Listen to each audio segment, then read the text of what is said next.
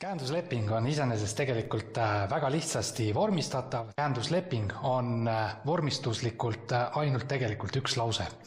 Ja räägin ka sellest alustavalt, et miks ta üldse vajalik on, miks ta kasulik on ja kõik see. Sisu poolest käendus on tagatis. Ja nüüd edasine kogu vestlus läheb siis A, kes on võlgnik, B olete teie ehk sissenõudja ja C on käendaja.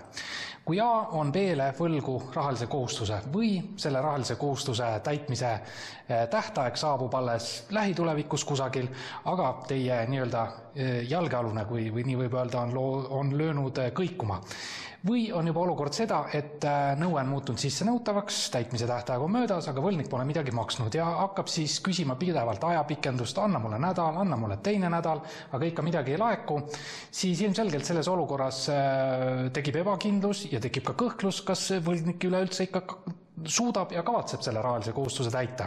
Esiteks, mis on nüüd oluline teada?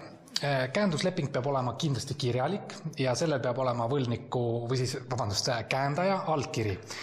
Käenduslepingus peavad olema siis, kohustuslike komponentidena ära määratletud, milline kohustus on täitmata.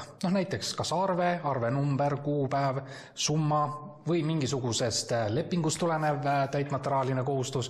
Kusjuures siin võib olla mis tahes lepingu liigiga tegemist, laenuleping, üürileping, maaklerleping, kõiksugu võimalikud muud lepingud, kus on teemaks mingisugune tasumata rahaline kohustus.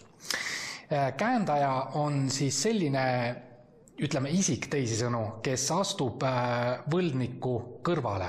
Ehk et käenduslepingu sõlmimise järgselt teil on võimalik seda rahalise kohustuse täitmist nõuda nii võlgnikult kui ka käendajalt, ehk et kahelt isikult. See on juba esimene asi, kus te põhimõtteliselt oma riski jaotate juba kahe isiku vahel, eks jah. Väga selline keskmine halb näide on see, kus äriühing on võlgu kas teisele äriühingule või eraisikule, eks jah.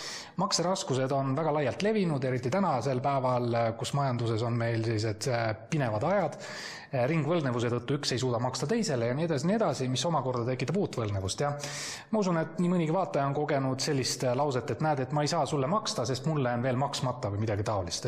Ja võt see ongi üks selline võib-olla hea halb näide, kus oleks mõttekas asuda kasutama just nimelt käenduslepingut. Ja tuleme nüüd selle juurde tagasi, et kui see on juba teil sõlmimisel, siis see käendusleping peab sisaldama lisaks sellele, et kes on pooled, eks A, B ja C, käendaja isik, vahepeale, et isik, kes tuleb käendajaks.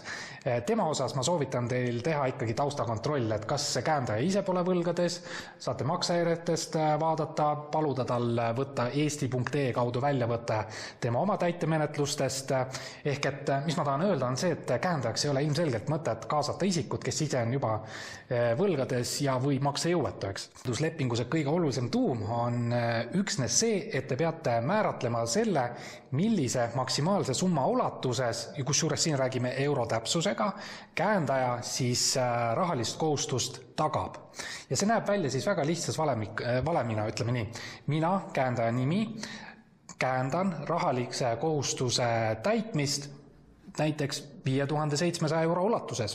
Ja siin pange tähele, ongi see tuum, ehk et te peate selle lauses välja tooma isiku ja tema vastutuse maksimaalse summa.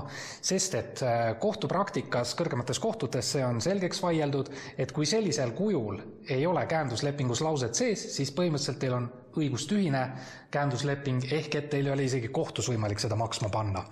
Kui nüüd on siis selline olukord, et see põhivõlgnik A muutubki ühel päeval maksejõuetuks või ettevõtete puhul meil on kahjuks selline vohav tõekspidamine, et võlgadesse satuv firma võõrandatakse mõnele tankistile, likvideerimisteenus pakkuvale inimesele ja ongi kõik, eks jah. Et just kui siis ei olegi võimalik teil oma raha sealt kätte saada enam, aga kui te sõlmiksite selliste näpunäidete järgi käenduslepingu, siis sõltumata sellest, mis saab sellest põhivõlgnikust A, läheb ta pankrotti, müüakse likvideerijale, mis iganes, ei ole üldse oluline, sest teie nõue jääb ikkagi selle sama käendaja vastu.